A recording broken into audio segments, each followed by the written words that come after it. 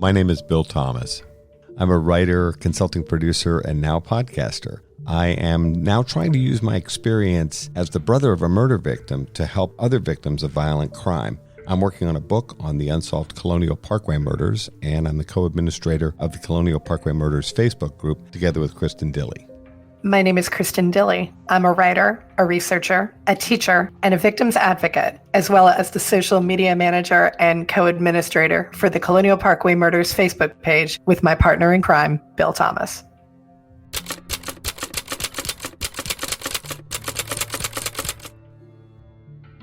Welcome to Mind Over Murder. I'm Kristin Dilley. And I'm Bill Thomas, back from vacation. You are back from vacation. You were in Maine, weren't you? I was, and it was a wonderful time. And we managed to put out podcasts while I was in Maine. The magic of technology. It is. We recorded those very well-received Fred Atwell episodes. Thank you, everybody, for your excellent questions and commentary. Yeah, well, you're back from vacation and I am back to school. So we have in-person school for the first time in a while. I'm still confused as to why we're back in school before Labor Day. Yeah, Virginia changed that law recently, and it used to be that we couldn't start school till after Labor Day. It's a weird Virginia law, or it was, and then a lot of local school districts said, you know what, we would love to go to school before Labor Day. That'll be fun. And my district decided that this year. So we start school on Monday, August 30th. Okay, I don't like it. I'm not a teacher. And I'm well beyond my, what do they call them? The learning years. So I'm not in the school You're never too old to learn, Bill. This is true. Our son, Chris, is a couple of years out of college and looking at law schools now. So he'll be back in school. But I don't know. I'm just a little baffled as to why we're starting school before Labor Day. Well, we're glad to be back. We're glad to be in person. We still are going to wear masks, that's true. But we're in person, and that's what counts at this point. So it'll be a much more normal year than we've had, and I'm looking forward to it. I like it. And I like your attitude. And I'm not going to say happy fall because we're not quite there yet. I'm holding on to summer with both hands. But Bill, when pumpkin spice lattes are back at Starbucks, it is officially fall. And you know what's ironic is that Starbucks is not paying us to mention this. No, not at all. And I don't actually drink pumpkin spice lattes. I don't know about you, but I don't. I'm not saying I've never had one. My niece was extremely excited about pumpkin spice lattes and was commenting the other day, it's back. They're back. Pumpkin spice lattes. All is right with the world. I think it's, I'm breaking some sort of cardinal rule as a teacher, but I don't drink coffee. I'm not sure how I've managed to be 40 years old and not ever drink coffee, but it's just not a thing. So pumpkin spice lattes are not a big deal to me, but there are a number of people in my building who are rejoicing because it is, in fact, pumpkin spice latte time. Given the fact that you get up at what my dad calls dark 30 every day in school. Dark 4:30 a.m. Mm-hmm. Oof. I don't see how you can do this without coffee because I get up hours later and I still have to have coffee before I can get going. I have a very cheery disposition. You do that. And iced tea. You do that. Speaking of cheery dispositions, I wanted to share a bit of good news from our friends at Othram. Last night, the news broke that Glenn McCurley, who had been charged in the Carla Walker case, you remember she's the 17-year-old young woman that was abducted, raped, and murdered 47 years ago while on a date with her boyfriend in Fort Worth, Texas. The case went unsolved for nearly 5 decades. And then recently, the Fort Worth Police Department took another look at the case, and they've never given up on the Carla Walker investigation. And they brought Othram in, and Othram was successful in identifying through their use of forensic genetic genealogy and some of the finest DNA testing available. The evidence in Carla Walker's case was a very, very small amount of evidence remaining. They did a phenomenal job. And then the trial was moving forward of Mr. McCurley, and he suddenly changed his plea to guilty yesterday and pled guilty, and the trial is over. After a 47-year-long wait, Carla Walker's family has some measure of justice, I would say. Yeah. And something we might want to talk about in a future episode. I was reading a bit with you, Kristin, and I just cannot get over how gracious the Walker family have been throughout this entire thing. They've actually, maybe befriended's not exactly the right word, but they have been very supportive of Mr. McCurley's family. They've made it very clear that his grown children and his wife are not responsible for what happened to their sister and daughter. I was just saying to you a moment ago off air, I don't know if I could be this gracious. I think they're amazing people. They were at CrimeCon, and I'm now sorry. They were kind of surrounded by a lot of people, and I was in the room with them, but I didn't have a chance to speak with them. But her brother, Carla's brother in particular, is an incredibly impressive guy. I'm so impressed by his graciousness, and Jim Walker is someone I'd like to meet someday. Congratulations to Othram, the Fort Worth Police Department, and the entire forensic and investigative team, and the prosecutors as well. Every step forward toward justice is a step in the right direction. I like the sound of that. I do too. That's why I said it. We're a little punch drunk today, folks. Sorry. She's feisty without caffeine. Yeah, right. Yeah. We wanted to go ahead and take the opportunity to answer some listener questions because we have gotten a number of truly excellent ones.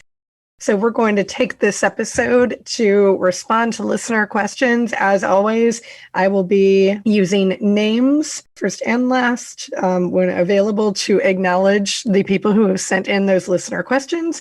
And I will be spilling them to Mr. Thomas, my partner in crime, who will answer, and I will include color commentary as needed or wanted.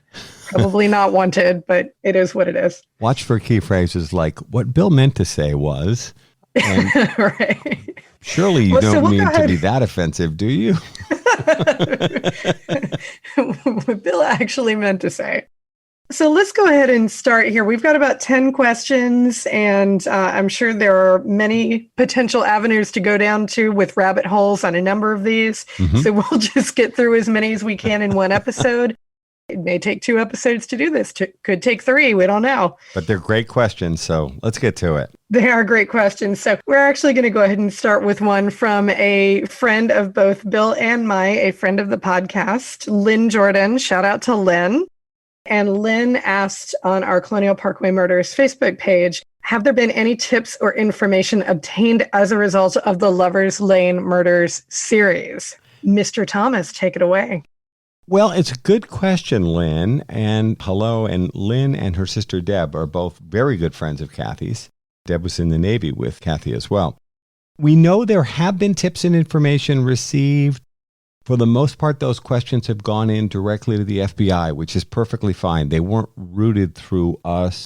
I know both of us were in the series, and I was a consulting producer on the series. But the framework of the way questions were steered was directly to the FBI and the Virginia State Police. So I do know that information was received, and I do know that the FBI in particular, whom I've been talking to, have followed up on those inquiries. So yes, but we don't know all the particulars, I think is the answer. Yeah, excellent. All right, this next question is from Karen McKean on our Colonial Parkway Murders site. She says, I've often wondered if the Caldwell Fields murders of Virginia Tech students David Metzler and Heidi Childs in 2009 could be connected to this case as well. Any thoughts on this or what sets it apart from this case? I don't think that the 2009 murder of David Metzler and Heidi Childs is connected to the Colonial Parkway murders for a number of reasons. First of all, there are a lot of years between the 1986 to 1989 timeframe of the Colonial Parkway murders and Heidi and David's murder more than 20 years later. The second thing is, without revealing too much, I don't want to cross any lines here, but we have heard from well-informed people who are following that case that law enforcement have identified suspects, strong suspects, in the Childs Metzler murder. It would appear that their murders are an independent event certainly from the Colonial Parkway murders. As always, the struggle is they might have a pretty good idea, they being law enforcement, might have a pretty good idea of who the perpetrators might be, but you've got to be able to prove it beyond a reasonable doubt. That you've got to find enough evidence to convince a jury that the person or persons you've brought forward are guilty of this heinous act. I have always thought that there was a chance that Childs and Metzler may have been killed almost as part of like a spree killing. In other words, the whole thing just seemed really random. I remember when we've looked at this case, Heidi and David are like the nicest young people around. They are out there for a quiet evening. I think there's a guitar in tow, and, you know, these two are moving towards, you know, if they were engaged yet, or they were certainly headed in that direction. They were headed there, yes. Yeah. Sure seemed that way. They don't seem to have an enemy in the world. They don't seem to have put themselves in any kind of risky situation. I think this is truly wrong place, wrong time. And my understanding is that if the perpetrators that law enforcement is looking at are identified and brought forward, I don't think we're going to find that there's any relationship between these individuals and Heidi and David. I think this is really one of those situations, I think I've used this expression before, Kristin, where it's like two molecules bouncing off of each other, you know, where it's just completely random stranger on stranger violence. So I don't think that the murder of Metzler and Childs has anything to do with the Colonial Parkway murders. And for what it's worth, it does not appear to be related to the fact that one of the fathers is a Virginia State Police investigator and helicopter pilot, if I'm not mistaken. Yes. We can see where the circumstances are similar enough on the face of it that you would look and go, oh, well, okay, it's two young people killed at night near a car, near a national park. That, I mean, certainly on its face, there are similarities. But as Bill mentioned, we have talked to a couple of people who are close to the investigation who have indicated that this is not what it seems to be. It is much more, you know, it is not likely to be like a serial killer situation or anything like that. So yeah, definitely a good observation, but from the research that we've done, no, it doesn't seem to be related. But great question, Karen. Thank you. Julie Chalker, one of our longtime loyal listeners and fans who asks a lot of wonderful questions. Julie asked us on our Colonial Parkway Murders Facebook page with regard to Anna Maria Phelps and Daniel Lauer. I know that turkey season was in when these young people were found, but was any type of hunting season open at the time that they were murdered, which would have been Labor Day weekend? There's two parts to this. You've got a 6-week gap between the time they were murdered. Anna Maria Phelps and Daniel Lauer were murdered over Labor Day weekend. 6 weeks later, in the middle of October, hunters found the bodies. As we understand it from reading and talking with people, turkey season was in, as Julie mentions. I don't think other forms of hunting were necessarily open yet in that October timeframe. We should spend a minute talking about this place where Anna Maria Phelps and Daniel Lauer were found. We talk about the rest stop quite a bit. The land where the bodies were found, lying side by side off an old logging road, is kind of a hunting preserve. It's private property owned by a hunting club. Yep. It was fairly easy to access back then, and they didn't have chains across the dirt roads that led into the property like they do now. Right. And I don't think it was as well marked, no trespassing, etc. Probably not. Although it was a place where hunters went. They would be members of this club. Having walked through the property in more recent years, there are lots of open fields and woods there. And although trees were cut at one point, a lot of things have grown back up in the years since it was used as a logging area. The roads still exist. And there are a lot of stands up in the trees where you can get up above and see what game might be walking through. And, you know, this is all wild. The hunters stumbled upon the bodies while hunting turkeys. And so I want to parse Julie's question a little bit. I don't think hunting season was open at all over Labor Day weekend, which is the time that they were killed. Right. Not that I'm aware of. By the time we get closer to mid-October, close to Columbus Day weekend, which is coincidentally the same weekend that Cathy Thomas and Rebecca Dowski were murdered, then hunting season was open for turkey. And I think deer hunting season and, other larger animals, I think would have been a little further into the year. To the best of my knowledge, yeah. That's a great question. This is also from one of our loyal followers on our social media pages. This is from Wanda. This actually references something that came up with regard to the timeline that I posted on both our Colonial Parkway Murders page and our Mind Over Murder page. I was glad to know that there were people reading it and asking questions about it. I think maybe I spent a little bit more time on it than was good for anybody. It was a lot of work. Well, one thing I'd like to say is, first of all, thank you for doing it. The second thing is I appreciated the fact that on social media, several people thanked me for doing it. And I kept saying, don't thank me, thank Kristin Dilley. She's the one that wrote and researched it. Now, I looked it over, but it's really her work. And I very much appreciate people said, oh, thanks, Bill. And it's like, no, thank Kristin. And then they did. And then, of course, I wrote it several times. Just for the record, it was all Kristin Dilley all the time. Thank you. I appreciate that. You're listening to Mind Over Murder. We'll be right back after this word from our sponsors. Many of you know that Othram is leading the way in DNA testing, helping law enforcement solve missing persons, homicides, and sexual assault cases across the United States and Canada using forensic-grade DNA tests. You can help this important cause by contributing funds and your DNA profile to Othram's free site, DNAsolves.com. The process is easy and confidential. Just 2 simple steps. Now DNA Solves has added another new feature, DNA Solves Connect, which will allow you to upload your DNA profile to help law enforcement, even if you've never used one of the commercial genealogy sites. If you're looking for a missing family member or have lost touch with someone, DNA Solves Connect is an incredible option at only $14.95. Upload your DNA profile to DNAsolves.com. Join Mind Over Murder as we help families find answers with Othram and DNAsolves.com.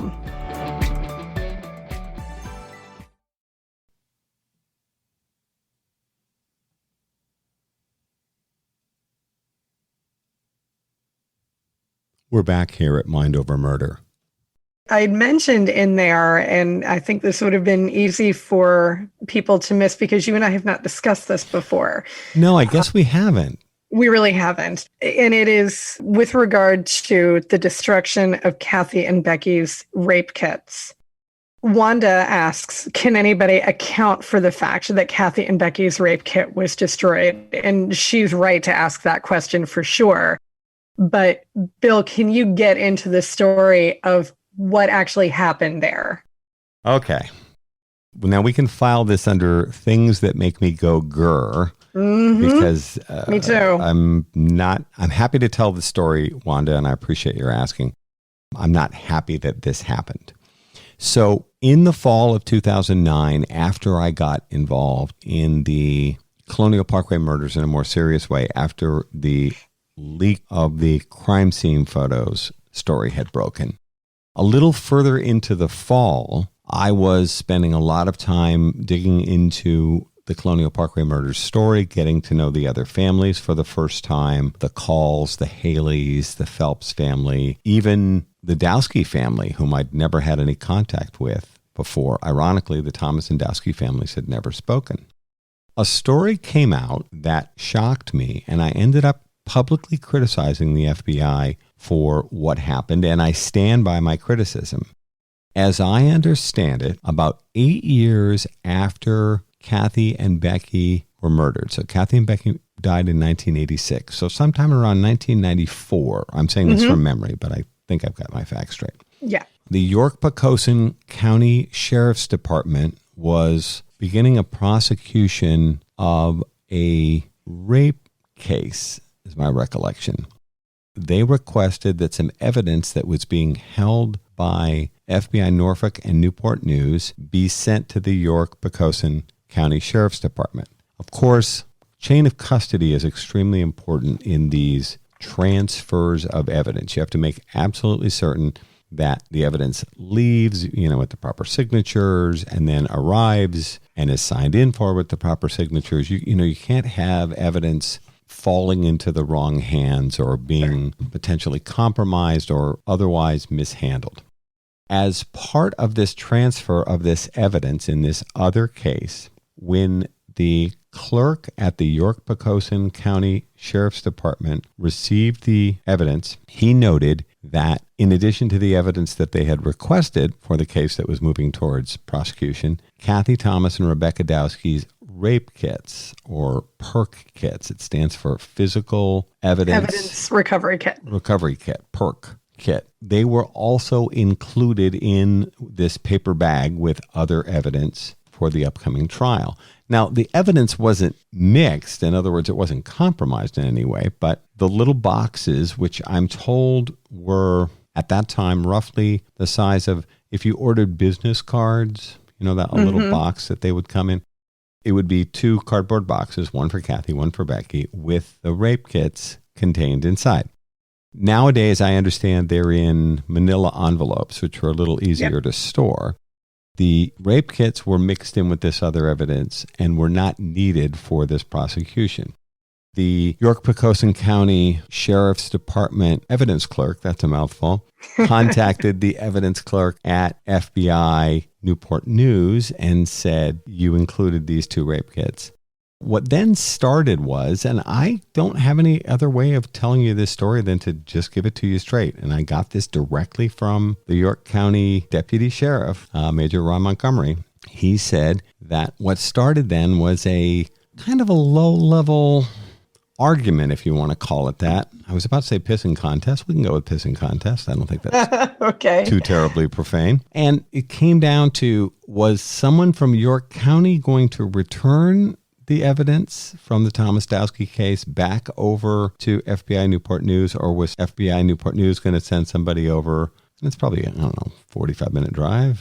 It's not far. It's not that far. It's really not, no. They sort of dug in their heels. And this part I find incredibly infuriating. So York County didn't want to send somebody across town with the evidence, and the FBI didn't want to send somebody across town to go pick up the evidence. And so it sat. Now, it's in a secure facility, and it's in an evidence room, and it's locked up. So it's not going anywhere. But this is the part where the story gets crazy. They dig in, and then at some point, a month or several months or maybe even a year later, there's some back and forthing in writing about, are you guys going to come and get this evidence or not? And the FBI, in its infinite wisdom, faxes, this is a pre-internet environment still, no email, I don't think, faxes over a letter directing York County to destroy the Thomas and Dowski rape kits as medical waste. And so they were burned as medical waste. Now, I discovered this in late fall, or say November 2009, and I was infuriated. And I remember I was talking to Marcella Fierro, who is the real life, now retired, of course, former chief medical examiner for the Commonwealth of Virginia. She is the real life person that the character in the Patricia Cornwall books is based on. She's the real life Kay Scarpetta, folks. Right. Kay Scarpetta is Marcella Fierro, who was her boss, again in real life, when Patricia Cornwall worked for the medical examiners. Dr. Fierro said to me, Mr. Thomas, you never destroy evidence in an unsolved murder case. She said, we believe that your sister and Ms. Dowski were not sexually assaulted. The rape kits came back negative. But she said, you never know. Now, remember, this is 2009, so this is 12 years ago? Am I right? She said, you never know what test will come online in 2010, which was the near future at that point, that might have further refinement of evidence collection. And, she was absolutely right. The tests have gotten better and better and better. Now, again, I'm not saying they would have necessarily found something, but then Dr. Fierro said, even failing that, those perk kits represented very clean samples of your sister and Ms. Dowski's DNA, which would be available for future testing purposes, for comparisons, etc. She said they just absolutely should have never been thrown away. And to burn them as medical waste is just incredibly wasteful. And she told me flat out, she said, I don't care what the FBI says to you now, and I don't care what excuse they offer you now. There is no excuse. And one of the things that I found infuriating, and I still do about the FBI, is no one from the FBI, when I called them out on this publicly, it's not that an apology is what I'm looking for. They wouldn't even acknowledge that it was a mistake, and they wouldn't say anything to acknowledge that it shouldn't have happened. And yet everyone around them who isn't the FBI says flat out, this was a huge mistake and should have never happened. And I can't get anyone from the Federal Bureau of Investigation to just own it, even for a second. When I screw up in my life, in my personal life, in my professional life, with my family, with my partner, whatever, I try to calm down after, tempers have flared, and I try to think about my role in whatever the screw up was. And after everybody calms down, I try to be good about owning my mistakes and telling people, I'm sorry, what happened shouldn't have happened. I learned from this mistake. I'll try to make certain that it doesn't happen again. And I found that 99% of the time, some version of that, said with sincerity, is enough to get people to understand that I have learned something from this, and that I own my part of the mistake, and that I'm accepting my responsibility and moving forward. And the FBI still, to this day, refuses to acknowledge that. It's just one of those things where it just infuriates me, and I just think, what a wasted opportunity. I've never heard the whole entire story the way that you just told it. I knew that their rape kits had been destroyed as medical waste because you told me, I know the whole story, but I didn't know that ultimately it was just you come and get it. No, you come and get it. No, it's so stupid. It's just like, I'm trying to think blowing my mind. I'm trying to think of a non-profane way of characterizing this. You can be profane. It's our podcast. Well, this is like ego. It really is. I was about to say something measuring. It is. Yes, it's not my screw up. It's your screw up. No, I'm not going to. It's like they're like children. But this is the Federal Bureau of Investigation and the York-Pocosin County Sheriff's Department.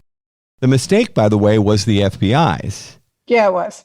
When I pressed them on this, they said, well, there was no evidence there. Dr. Fierro, who has no axe to grind with the FBI, just said, that's not an acceptable answer, and it's not good enough, and it's a lie. They should have owned the mistake. So I appreciate Wanda asking about it.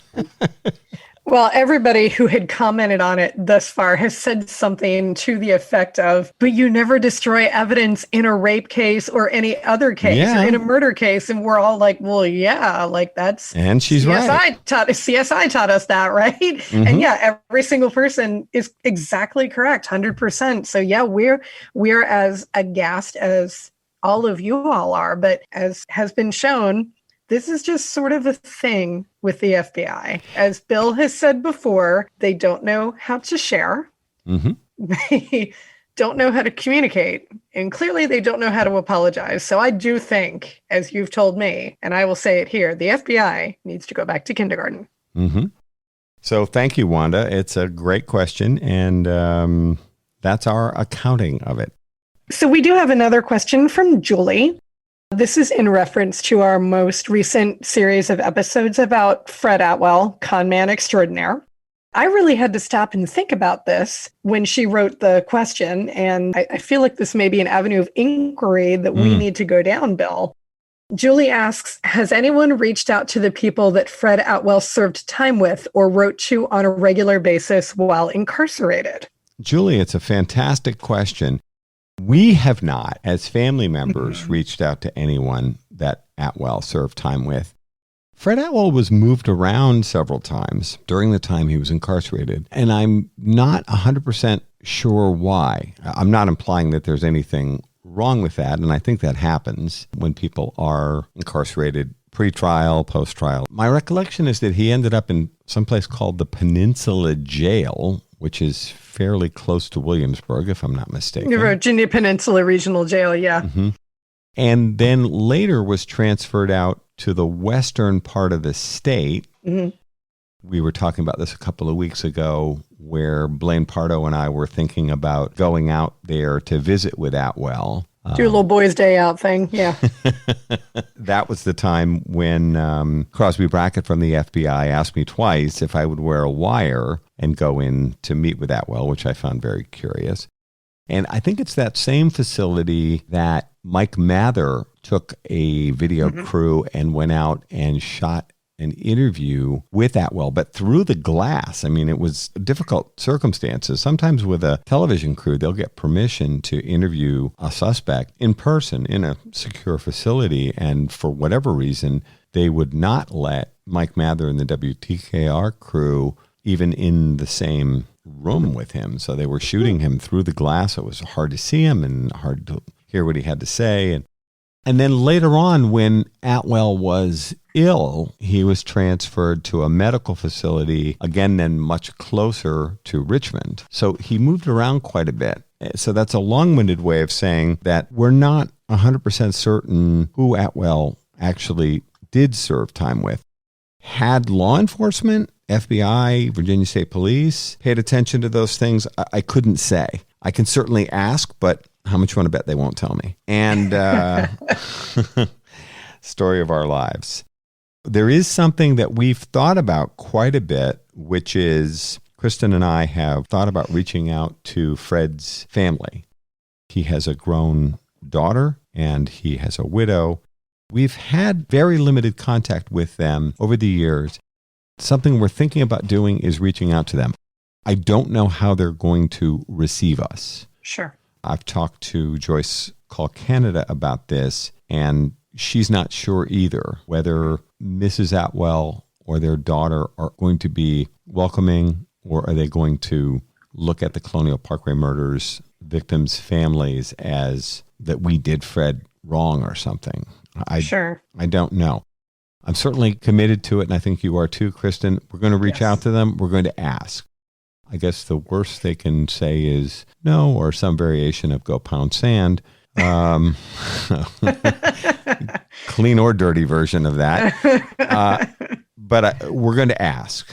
And I've often wondered if Atwell might have files or other materials. I know that he sent me a tremendous amount of stuff over a several-year period before he was incarcerated. After Fred went to jail, I never spoke to him again. It wasn't that I wasn't willing, but our worlds didn't seem to overlap. And I don't think Joyce Call Canada found any opportunity to communicate with him either. You're listening to Mind Over Murder. We'll be right back after this word from our sponsors. Who wants some brand new Mind Over Murder merchandise? You do, of course.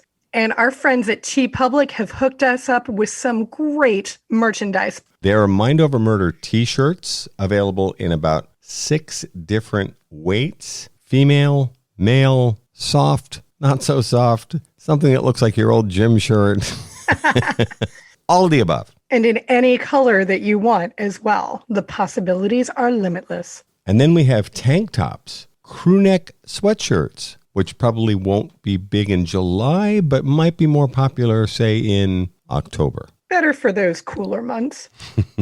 And also for cooler months, long sleeve t-shirts, baseball t-shirts, and you get to configure the color of the shirt and the color of your sleeves. You could do your entire women's softball team in Mind Over Murder t-shirts, baseball I like style. that idea. We've also got mugs available, magnets, stickers, laptop cases, phone cases, and tote bags. I'm going to order a couple of tote bags. I can take one every day of the week to school. We've got masks, which I hope we won't be wearing soon.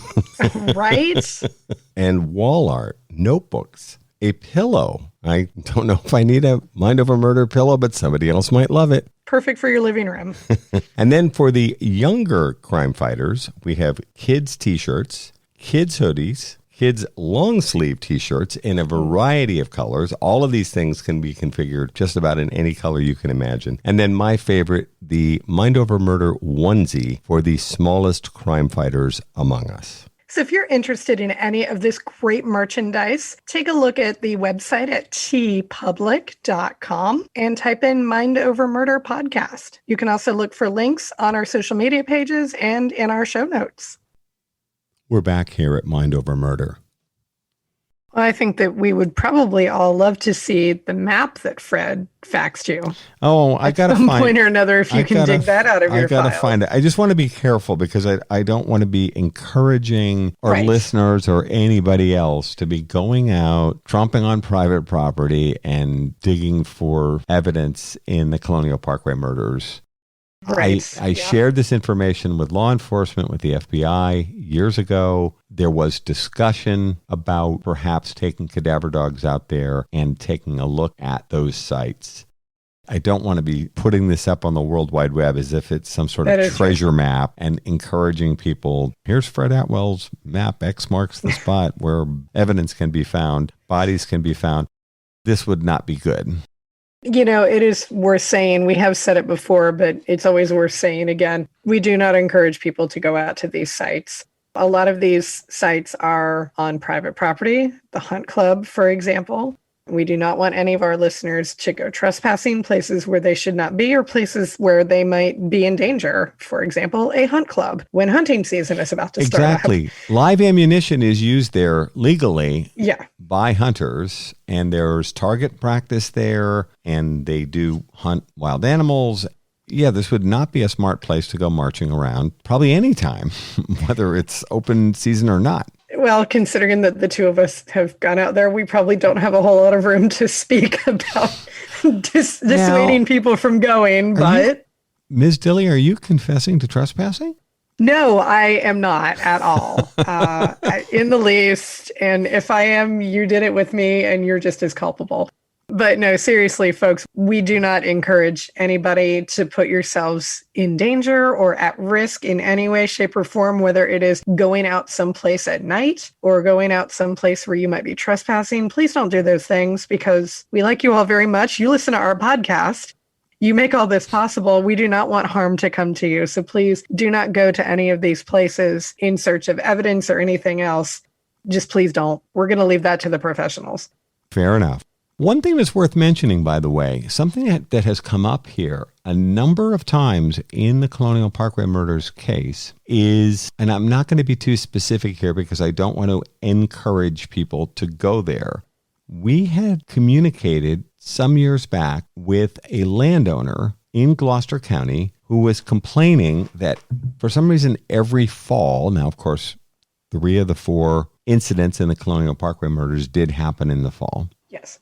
This landowner complained that people were trespassing on his property, searching for, sadly, the remains of Keith Call and Cassandra Haley. And a lot of this stuff seemed to happen in this September-October timeframe, which is around the time of 3 of the 4 Colonial Parkway Murders incidents. There's also the Halloween thing. And I'm not trying to be flip here. It seemed that a lot of people in the fall, and you know, the weather cools off a bit in Virginia and it's not quite so hot and sticky. People seem to be going to this gentleman's property repeatedly and breaking in, you know, sometimes cutting locks on chain link fences. The property was clearly marked, but it had some old abandoned buildings. And there were all of these weird rumors that Keith and Sandy could be found there. I'm not saying people weren't well-meaning. They were probably not trying to do anything evil, but I think they were not being smart about this. They were trespassing. They were breaking locks. They were climbing fences. They were messing around in abandoned buildings. There was some sort of large structure that had filled with water, and there was a concern that someone could fall into this flooded basement area of this building and could have drowned. I think some people might have been drinking, and you know, they get themselves all hopped up and they think, well, let's go out to the old abandoned XYZ and we're going to look for those Colonial Parkway Murders victims. the man that owned the property was really angry with us, with the Call family in particular. And then some of it got directed at me because, of course, I was talking about the case quite a bit in the media and that sort of thing. And as you're saying, Kristin, we do not want to encourage people to go out and search on their own and trespass and make their way into private property and vandalize these sites. It's not okay. I actually ended up getting into some heated arguments with this man because he insisted that we were encouraging people to do that. And I checked in with everybody, and everybody said we have never encouraged people to go out and search on their own. Now, we've talked about the fact that at different times, with permission, even sometimes pushing past some resistance that we received from the National Park Service, the Call and Haley families and others have arranged for cadaver dog searches. And as we've talked about, it is very important to the Call and Haley families that ultimately Keith and Sandy's remains are returned to them, however modest those remains might be. But at no point has anyone that I'm aware of in the Colonial Parkway Murders victims encouraged this kind of freelance activity of going out and searching, particularly going out without permission on private property. It occurred to me, and we were talking about pumpkin spice lattes, which means fall must be upon us. I was thinking about the fact that, 10 years or so ago, we were taking a fair amount of flack from this property owner and others because they said we were encouraging it. We are absolutely not encouraging such things. We get that there is, as with any case that has long been in the public consciousness that has a fair amount of notoriety to it, we understand that there's an allure in trying to figure out, can you get involved somehow? Can I go search for victims? Can I go do this? It's just not a great idea. It's really not. We do ask everybody to participate in that. You follow us on social media, you listen to our podcast, you keep up with all of the various projects that have gone on, you watch Dark Minds, you watch Lovers Lane Murders, but please do not go out there, especially onto private property, and search for victims or hold weird seances or anything else along those lines. It's just calling down trouble that none of us need right now. We still have a number of listener questions to get to, so we're going to wrap up for this episode and continue our listener questions on our next episode. Thank you so much to everyone who asked questions today. And if you do have questions for us, which we do encourage, please make sure that you submit them to our social media pages, the Mind Over Murder Facebook page and the Colonial Parkway Murders Facebook page. And you can also message us on Facebook Messenger. That's going to do it for this episode of Mind Over Murder. We'll see you next time.